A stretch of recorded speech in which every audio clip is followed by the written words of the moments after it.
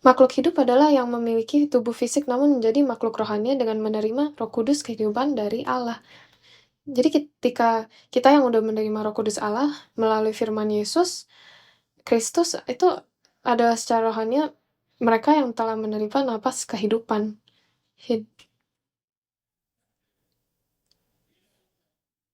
Kita sudah menjadi,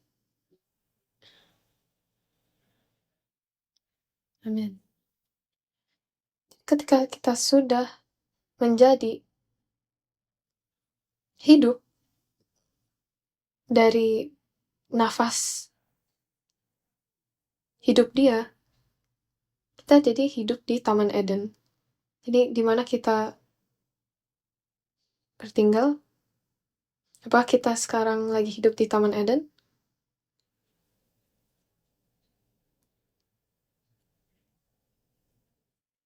Ketika kami sudah menerima firman Allah dan Roh Allah, kita sudah hidup dan melalui darahnya kita telah ditebus dan dibaruikan.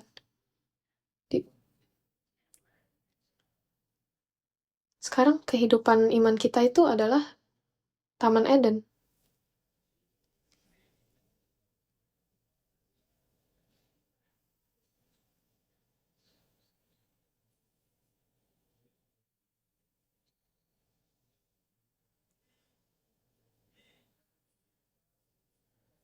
Kita yang telah menerima Roh Kudus Allah melalui firman Yesus Kristus, secara rohani kita sudah menerima nafas kehidupan dan kita sedang hidup di Taman Eden. Nomor 2, perintah Allah atau firman kepada Adam yang menjadi makhluk hidup.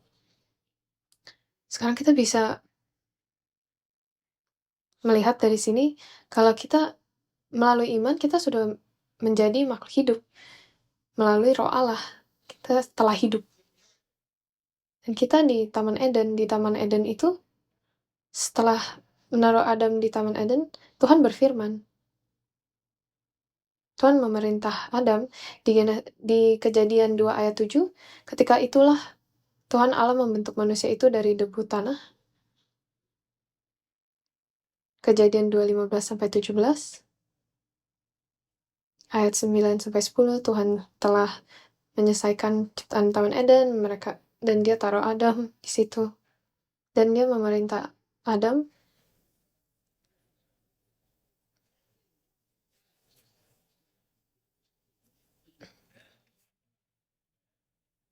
Tuhan Allah mengambil manusia itu dan menempatkan dalam Taman Eden untuk mengusahakan dan memelihara taman itu. Lalu Tuhan Allah memberi perintah itu kepada manusia. Semua pohon dalam taman ini boleh kumakan buahnya dengan bebas, tetapi pohon pengetahuan tentang yang baik dan yang jahat itu, janganlah kau makan buahnya, sebab pada hari engkau memakannya pastilah engkau mati. Kejadian 2 ayat 15-17. Perintah apa ini? Mengusahakan dan memelihara taman itu. Suatu hal yang dilakukan, yang telah diperintahkan. Perintah ini, jadi semua pohon di taman boleh dimakan. Semuanya, semua buah dengan bebas di taman itu.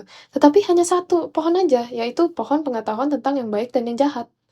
Janganlah kau makan buahnya. Yang harus kita ingatkan dari ini, Taman Eden itu bukan surga. Taman Eden itu bukan surga. Kita bisa bilang itu tempat yang indah, gitu ya.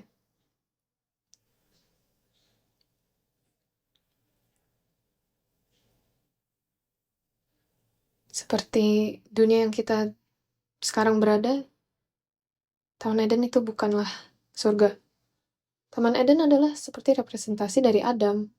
Taman Eden adalah sebuah tanah di bumi, tapi dengan atribut surgawi.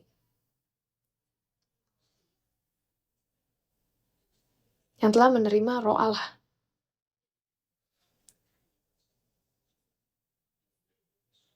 Taman Eden ini bukanlah surga, ada di dunia ini. Tempat di mana manusia yang dibentuk dari debu tanah dan menerima napas kehidupan Roh Kudus. yang ditumbuhkan dan dilatih untuk menerima hidup kekal. Taman Eden bukan sesuatu tempat yang sempurna, tetapi Tuhan telah memberikan berkat dan kepada Taman Eden itu. Jadi itu dibentuk dari debu tanah dan menerima napas kehidupan.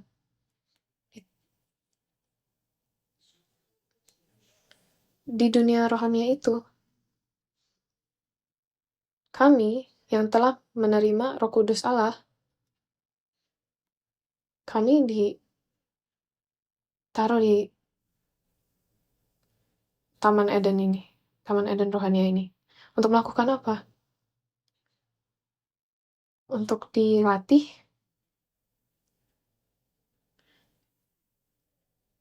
tempat apa yang kita panggil, di mana kita dilatih sejak kecil, yaitu sekolah. Gereja ya seperti sekolah rohania. Adam dan Hawa itu sedang dilatih untuk menerima hidup kekal. Adam dan Hawa itu harusnya dilatih untuk memakan segala buah di tanaman.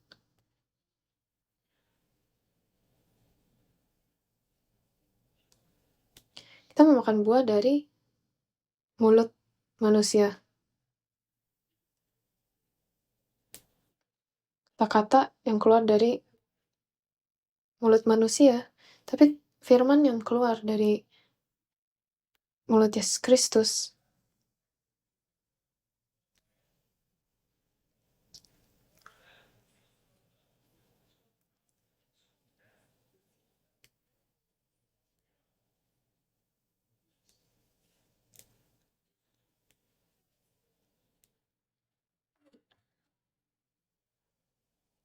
Firman itu apa di bahasa Yunani?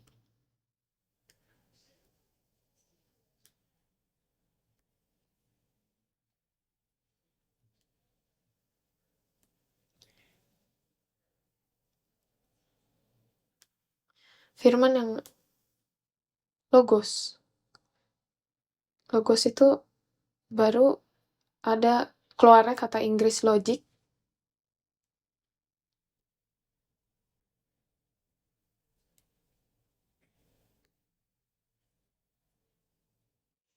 Logos itu kata akar dari kata logic dan biologi. Jadi biologi itu kan berarti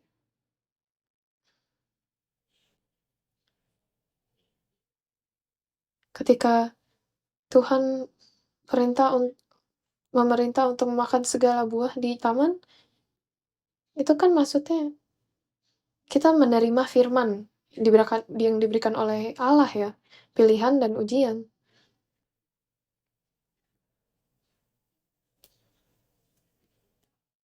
Makanlah dari pohon kehidupan untuk lulus, untuk masuk ke dunia yang kekal. Tapi di Taman Eden, jadi ada perintah Allah, tetapi juga ada kehendak bebas. Jadi itu pilihan mereka untuk mengikuti dan menaati perintah Allah. Bukan hanya ada kehendak bebas, tetapi kan juga ada firman perintah Allah, apa yang bagus untuk kami atau tidak, apa yang bakal memberi kita hidup dan kematian. Ada pilihan dan ujian di Taman Eden.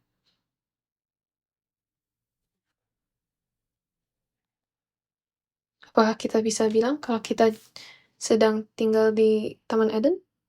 Masih ada pilihan, masih ada ujian-ujian. Dan ada firman Allah. Dan ujian sekarang itu, apa kita akan mengingat dan menaati firman Allah dan apa kita akan memakan buah dari pohon pengetahuan baik dan jahat?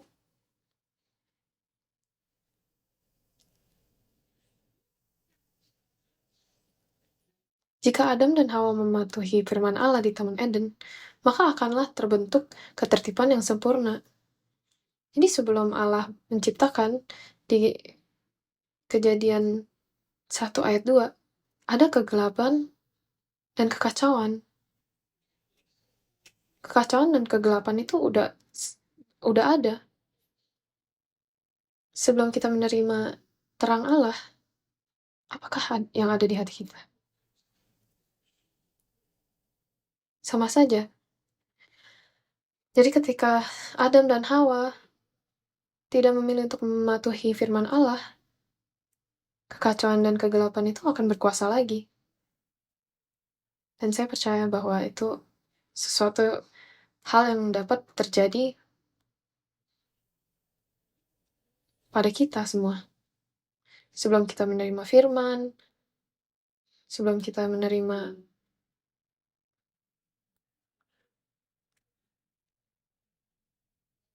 ketika kita meninggalkannya, itu di mana kekacauan dan kegelapan akan berkuasa lagi. Di Roma 1-8, Roma 8:19-21, sebab dengan sangat rindu seluruh makhluk menantikan saat anak-anak Allah dinyatakan, karena seluruh makhluk telah ditaklukkan kepada kesia-siaan, bukan oleh kehendaknya sendiri, tetapi oleh kehendak Dia, yang telah menaklukkannya tetapi dalam pengharapan, karena makhluk itu sendiri juga akan dimerdekakan dari perbudakan kebinasan dan masuk ke dalam kemerdekaan kemuliaan anak-anak Allah. Jadi seluruh dunia itu sedang di bawah korupsi ini dan kekacauan dan kegelapan ini. Pendeta Abraham Park berkata, Alkitab itu memberitahu kita bahwa sebagai manusia, kita dapat memiliki hubungan spiritual yang intim dengan Allah, bahkan dipanggil sahabat Allah, melalui iman dan ketaatan yang sempurna. Tidak seorang pun dapat masuk ke dalam Taman Eden, kemah suci rohani Allah, tanpa memegang perintahnya, yaitu firman. Hanya mereka yang memegang firman-Nya yang akan memiliki mata terbuka untuk melihat pohon kehidupan. Mereka yang tidak memilih jalan untuk mengikuti firman Allah sebagai jalan kehidupan, memilih jalan kegelapan. Nah, mereka bahkan tidak akan pernah melihat pohon kehidupan. Cuman hanya 2 pilihan, jalan kehidupan atau jalan kegelapan. Mereka bahkan tidak akan pernah melihat pohon kehidupan. Oleh karena itu, orang-orang yang mengaku percaya kepada Yesus tetapi tidak hidup menurut firman-Nya, dan mereka yang hidup dan jalan hidupnya tidak berubah, mereka tidak akan dapat melihat, apalagi makan dari pohon kehidupan.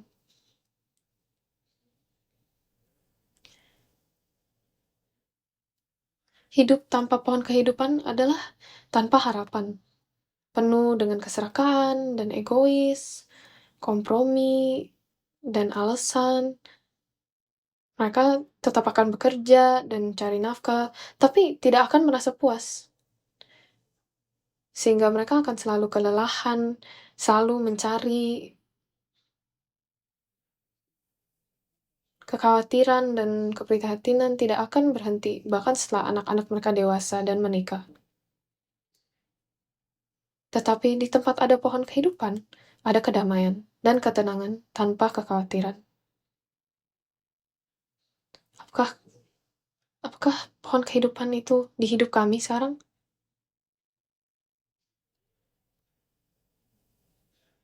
Saya berdoa bahwa agar kami dapat memilih untuk menaati firman Allah, mengikuti firman Allah, dan supaya firman yang telah dinyatakan akan terjadi.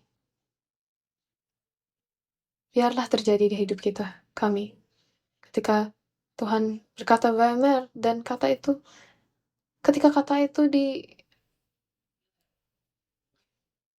diabaikan, apa yang akan terjadi?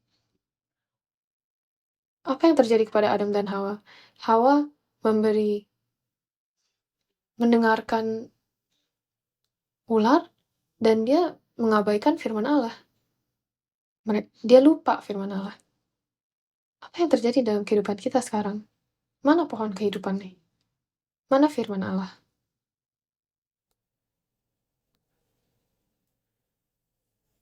Untuk kami,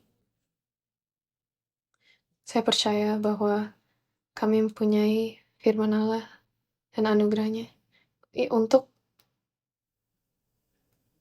biar kami dapat mengingat firman Allah dan menaatinya. Mari kita ambil dari pohon kehidupan. Amin.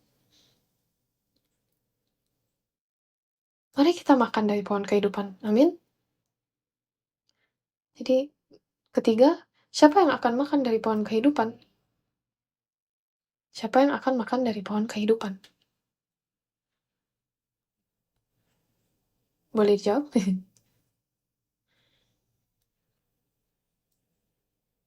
Sisi sini? Bisa dijawab? Yang ini? Kami akan makan dari pohon kehidupan? Amin. Walaupun enggak, tetap berkata amin. Amin. Mari kita makan dari pohon kehidupan. Bagaimana? Wahyu 2 ayat 7, siapa bertelinga, hendaklah ia mendengarkan apa yang dikatakan roh kepada jemaat-jemaat. Barang siapa menang, dia akan kuberi makan dari pohon kehidupan yang ada di Taman Firdaus Allah. Apa kita bertelinga? Hendaklah ia mendengarkan apa yang dikatakan roh kepada jemaat-jemaat. Dan barang siapa menang, dia akan kuberi makan dari pohon kehidupan yang ada di Taman Firdaus Allah. Siapa yang akan makan? Siapa yang menang? Bagaimana? Dan di Wahyu 2 ayat 17, siapa bertelinga? Hendaklah ia mendengarkan apa yang dikatakan roh kepada jemaat-jemaat. Barang siapa menang, kepadanya akan kuberikan dari mana yang tersembunyi. Dan sama saja ya di sini. Dan aku akan mengaruniakan kepadanya batu putih yang di atasnya tertulis nama baru yang tidak diketahui oleh siapapun selain oleh yang menerimanya. Di Taman Eden ada pohon kehidupan. Nanti ketika Yesus datang, dia berkata bahwa dia adalah pohonnya. Dan kami datang untuk memakan firman yang telah saya bawakan dan kami tidak akan pernah melihat kematian. Dia berkata bahwa dia adalah segala hal itu melewati Yesus. Siapa itu pohon kehidupan? Yesus berkata bahwa dia adalah pohon kehidupan.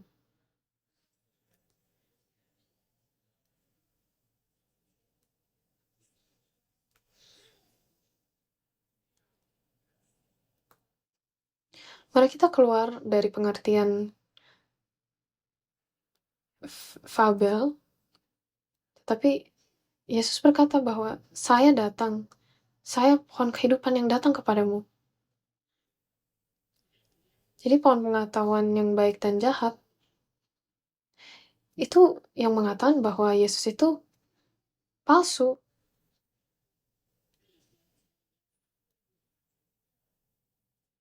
Mereka berkata bahwa Yesus melanggar peraturan. Kalau hari ini, bagaimana?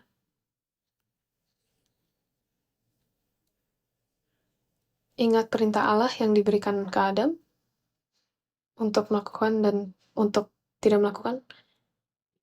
Apakah kita pernah berpikir, kenapa Tuhan tidak pernah berkata,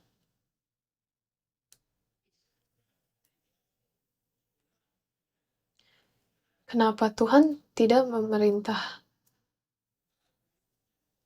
Adam makan dari pohon kehidupan? Dia cuma berkata, jangan makan buah dari pohon yang baik dan yang jahat.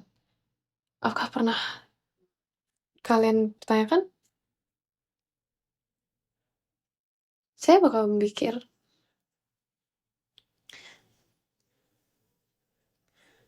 kan biasanya bakal lebih jelas ya kalau Tuhan memerintah, oh iya, makan dari pohon kehidupan, jangan dari yang baik dan jahat. Tetapi Tuhan hanya berkata, "Jangan makan dari pohon yang baik dan jahat." Tapi kenapa bukan makan saja dari pohon kehidupan? Jadi di Wahyu 2 ayat 7, kepada orang yang mengatasi akan kuberikan makan dari pohon kehidupan.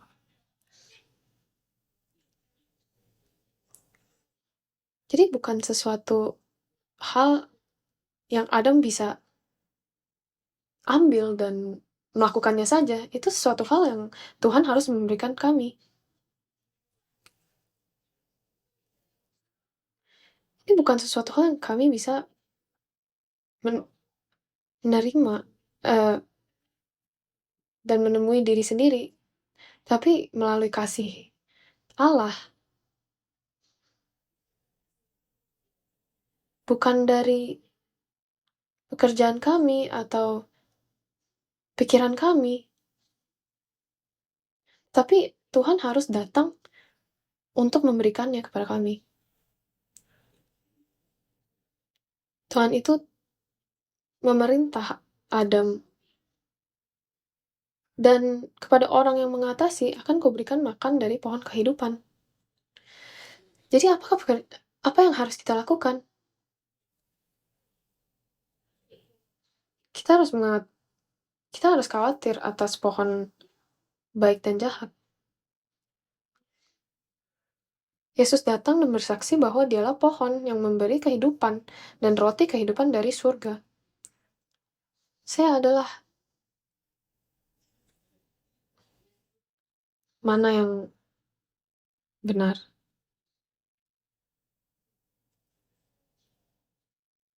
Dia selalu mengatakan bahwa dia akan memberi. Asal kami datang dan percaya dan mentaatinya.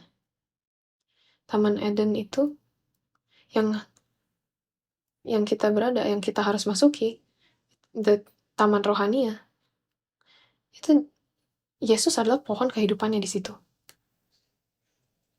Yohanes 6 ayat 51, "Akulah roti hidup yang telah turun dari surga. Jikalau seorang makan dari roti ini, ia akan hidup selama-lamanya." Yohanes 8, 51, "Barang siapa yang makan roti, tidak akan melihat kematian." Amsal 18, 20-21, "Perut orang dikenyangkan oleh hasil mulutnya, ia dikenyangkan oleh hasil bibirnya. Hidup dan mati dikuasai lidah. Siapa suka menggemakannya akan memakan buahnya."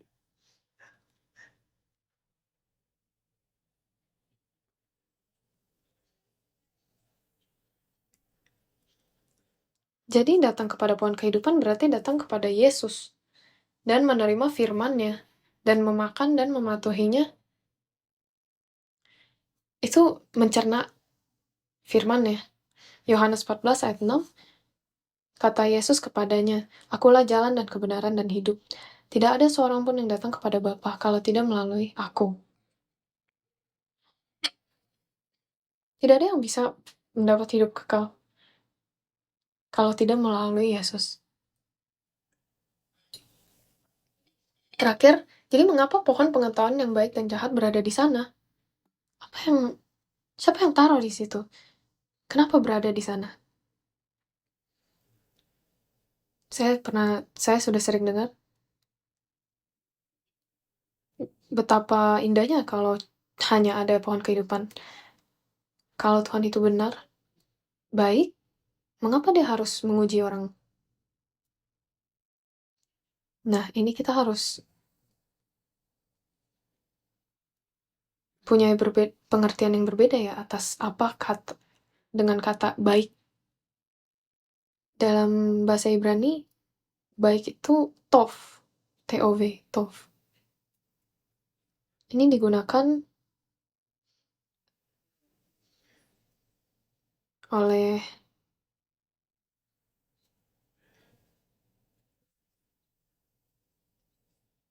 pertama kali itu dipakai, kata ini dipakai pertama kali dalam Alkitab itu penting untuk orang Yahudi. Tuhan itu menciptakan dan itu terjadi, dan Tuhan lihat itu baik. Tov. Allah melihat dan itu baik. Itu Tov. Tov. Jadi apa yang baik dalam definisi Allah ketika firman ditaati dan dipenuhi?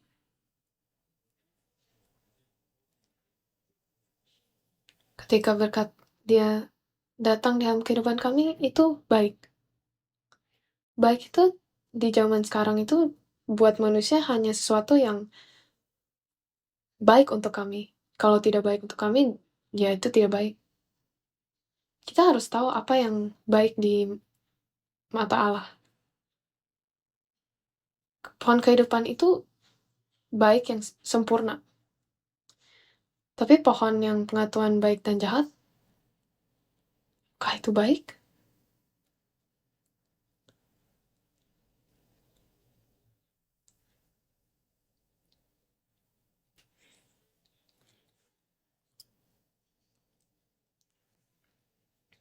Campuran dari yang baik dan yang jahat. Apakah itu baik?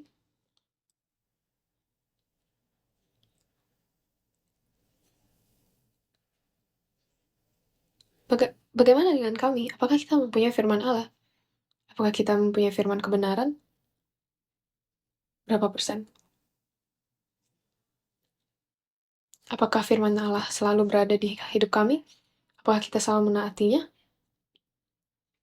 Jadi siapa itu pohon pengetahuan tentang yang baik dan yang jahat? Tuhan itu berkata dan melihat itu baik atas ciptaannya. Dan dalam pekerjaan ciptaan ini, apa yang terjadi? Jahat dan yang baik, terang dan gelap, atas dan bawah itu terpisah. Dipisahkan dan dibedakan. Tuhan pengetahuan yang baik dan yang jahat. Itu di mana baik dan jahat bercampur. Saya berbuat jahat, tapi saya merasa itu baik dan jadinya bercampur. Jadi kacau. Kalau 50% jahat, 50% baik, apakah itu jahat atau baik? Tidak yakin? Setengah-setengah? 70% baik, 30% jahat. Itu bagaimana? Baik atau jahat?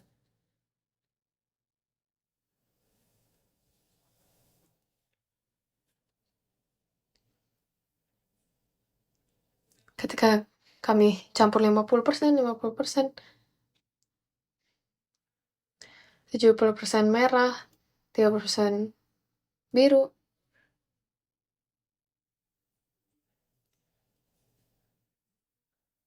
90% merah, 10% biru. Apakah lebih merah atau biru? Jadi 90% baik, 10% jahat. Jadi lebih baik atau jahat?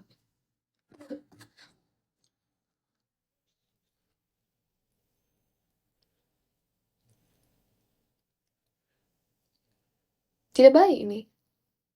Harusnya sih lebih baik. Tetapi sesuai Alkitab,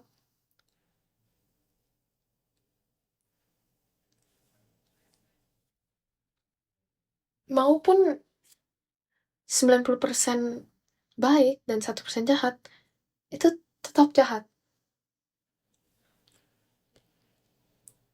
Oke, kita mempunyai air yang bersih, air jernih. Air yang bersih ini sangat baik, bisa diminum. 99% air yang bersih. Sekarang saya keluarin ingus. Hanya dikit saja. Siapa yang mau minum? Saya pun tidak mau minum lagi. Mengapa? Hanya dikit saja. Cuman angin saja. Siapa yang mau minum?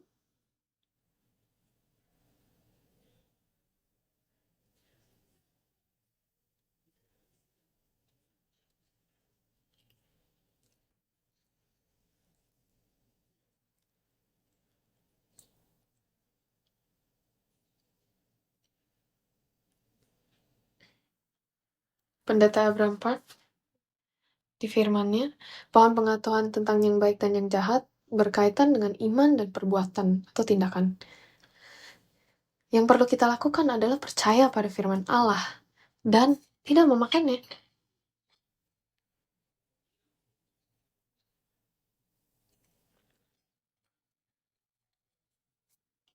Kalau Tuhan berkata jangan, ya jangan dimakan. Pohon kehidupan, kita dapat makan melalui iman dan ketaatan. Pohon yang baik dan yang jahat mungkin terlihat seperti penjajian yang menakutkan, tetapi sebenarnya tidak. Oh iya, jangan makan, nanti bisa mati. Kayaknya kedengarannya tidak adil ya. Sebaliknya, bukan. Malah kasih dan cinta Allah yang mendalam tersembunyi dalam perintah itu. Melalui anugerah Allah, kita menahan diri dari memakan buah dari pohon tersebut. Dan kita akan dilindungi oleh kasih-Nya. Dipandu menuju pohon kehidupan. Sehingga kita dapat melihat dan memakan buah kehidupan. Saya berdoa agar Anda dapat menyadari dan memahami bahwa berkat seperti itu tersembunyi dalam karya penuh kuasa Allah dari pohon yang jahat dan baik. Yang baik dan jahat. Jadi pohon pengetahuan tentang yang baik dan jahat itu adalah di dunia tempat yang kita tinggal sekarang. Dan juga ada di dalam hati kita sendiri. Dan kita bisa berkata, aduh saya lebih baik pekerjaan yang baik dan baik akan mengatasi yang jahat. Apakah kami benar bisa untuk memisahkan baik dan jahat? Ketika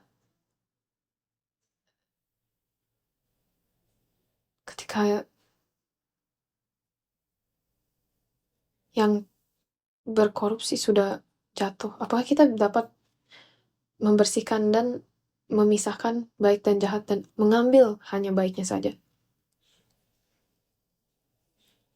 Tuhan berkata, ketika Adam dan Hawa makan dari pohon baik dan jahat, mereka sudah mengetahui baik dan jahat seperti kami.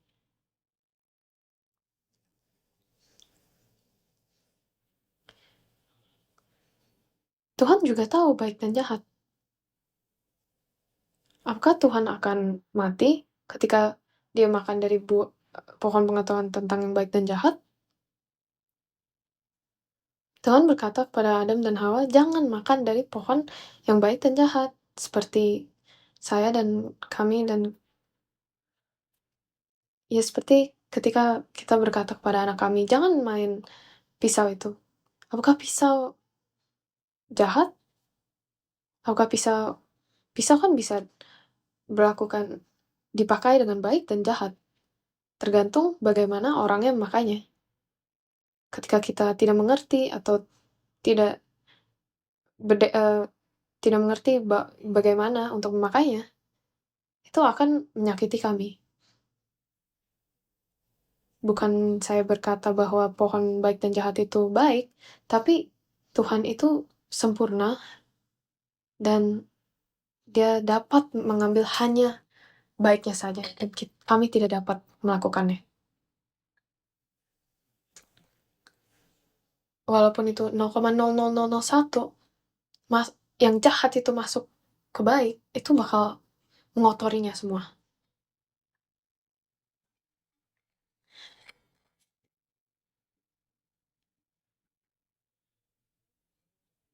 Dunia yang kami berada sekarang,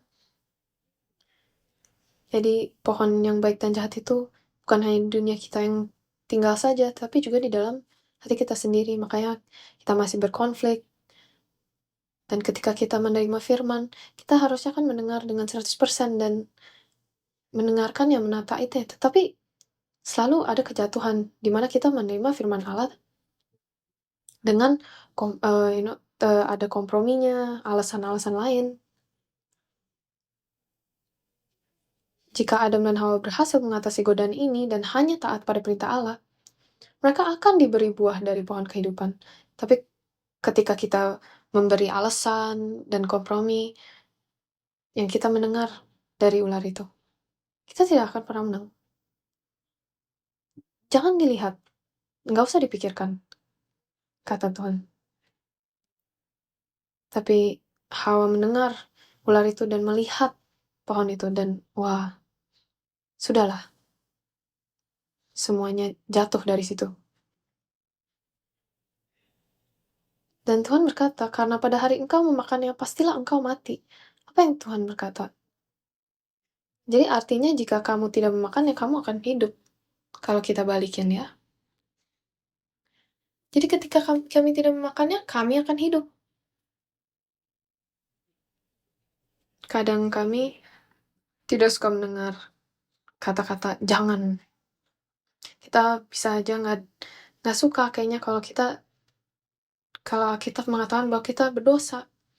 Tapi pendeta Abraham tuh mengatakan bahwa perintah Allah untuk tidak makan dari pohon yang baik dan jahat itu dari kasihnya. Dia memberikan perintah kepada Adam dan Hawa untuk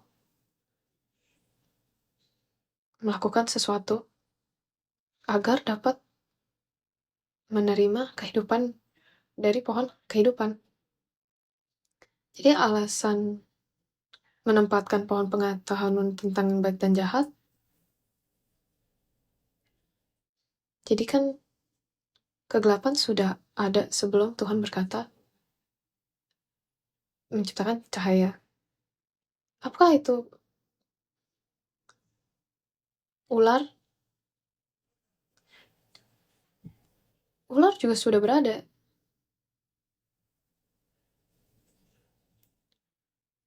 Nah, jadi mengapa Tuhan memulai untuk menciptakan di dunia ini? Mengapa dia mengawali dengan cahaya dan akhirnya manusia? Dunia ini sudah gelap. Dasarnya. Setan pun sudah berada di dunia itu. Dan malaikat yang jatuh itu datang ke dunia. Jadi ini semua ada alasan.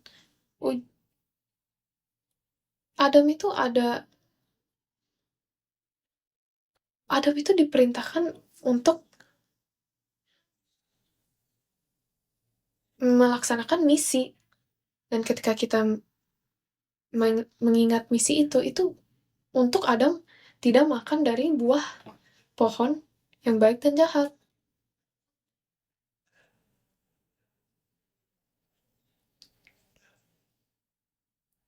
Janganlah makan dari pohon itu. Karena kamu ada misi yang harus diselesaikan.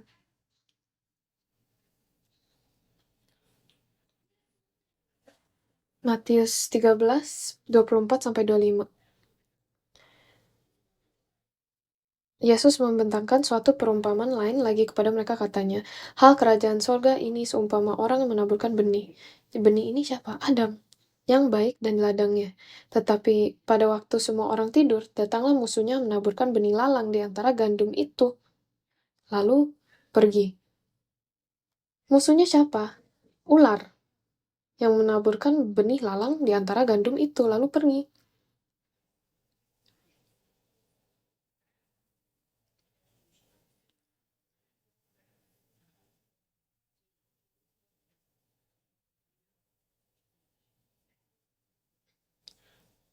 Jadi, apakah semua orang ini masuk kerajaan surga? Benih yang baik dan yang jahat?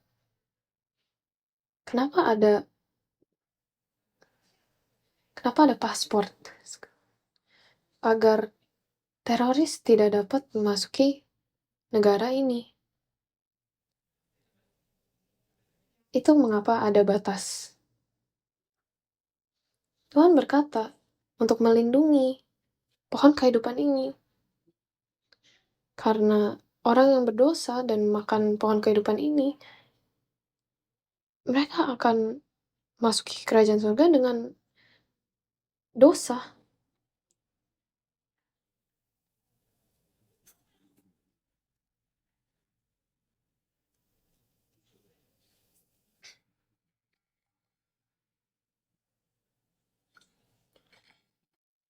Kenapa ada ujian-ujian untuk memasuki sekolah-sekolah di sini? Jadi pohon baik dan jahat. Itu suatu hal yang ada untuk menguji kami. Ujian untuk mendapatkan hidup kekal.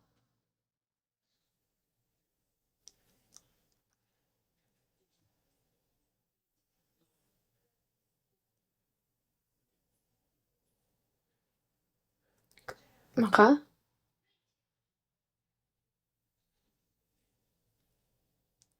sejarah penebusan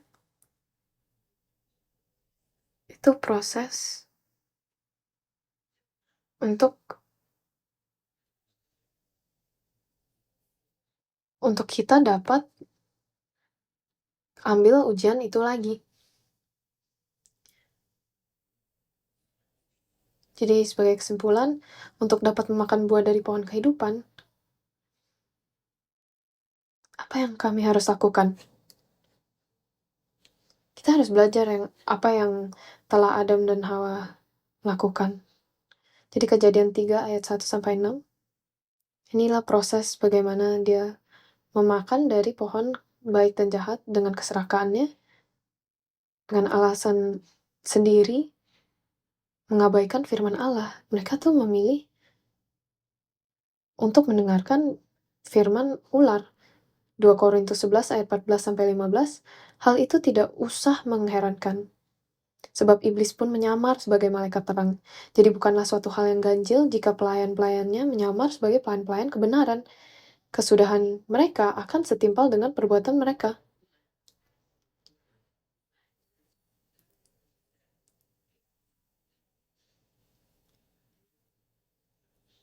Mari kita berdoa agar Tuhan dapat memberikan kami hati untuk dapat memisah.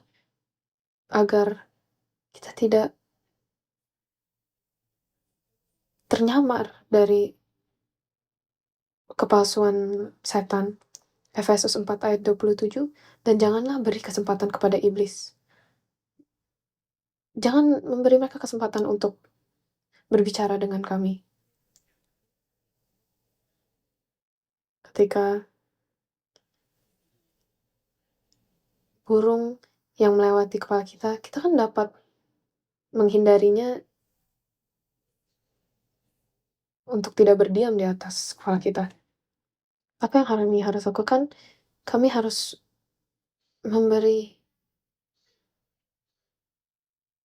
kita harus lebih menuju kepada firman Allah.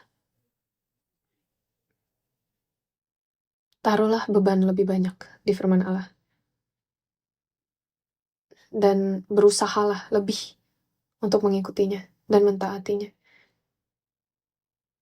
Tapi kita punya anugerah Allah dan roh Allah untuk membantu kami. Kebaikan saya itu tidak 100%, tetapi karena Yesus memberikan kebenarannya. Kebenaran dia 100%, dan kami menerima kebenaran itu. Yesaya 9 ayat 15, sebab orang-orang yang mengandalkan bangsa ini adalah penyesat, dan orang-orang yang dikendalikan mereka menjadi kacau. 1 Timotius 4:1-3, tetapi roh dengan tegas mengatakan bahwa di waktu-waktu kemudian ada orang yang akan murtad lalu mengikuti roh-roh penyesat dan ajaran setan-setan oleh tipu daya pendusta-pendusta yang hati nuraninya memakai cap mereka. Mereka itu melarang orang kawin. Kenapa mereka mengikuti? Karena mereka mendengarkan pada kata ular, kepada pendusta-pendusta itu. Jadi mereka itu melarang orang kawin, melarang orang makan makanan yang diciptakan oleh supaya dengan mengucapkan syukur dimakan oleh orang yang percaya dan yang telah mengenal kebenaran. Mereka itu hidup dengan kepalsuan dan hipokrasi.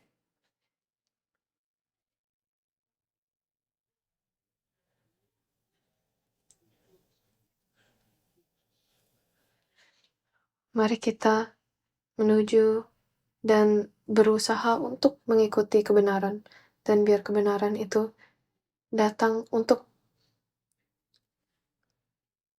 berjalan di kehidupan kami. Biarlah kami menjadi 114.000 dan menyanyikan lagu baru. Mari kita berdoa. Bapa, kami berterima kasih atas anugerah-Mu, Roh-Mu, untuk membantu kami dan membantu kami untuk berjalan jauh dari pohon pengetahuan baik dan jahat. Kami percaya bahwa Bapa sudah memberikan pohon kehidupan dan mengirim Yesus Kristus kepada kami. Bantulah kami untuk bisa dapat makan dari pohon kehidupan dan menerima hidup kekal. Bapa, kami berdoa, kami bisa menjadi anak Bapa, dan kami percaya bahwa Bapa telah memanggil kita dan ciptakan kami karena kita diberi misi, dan bantulah kami untuk mencari misi itu dan untuk mengingatkan firman-Mu dan memenuhinya, dan biar firman-Mu Bapa dipenuhi di dalam kehidupan kami, agar kehidupan kami, Bapa, lihatlah hidup kami dan bisa dapat bilang itu baik. Dalam nama Tuhan Yesus kami berdoa. Amin.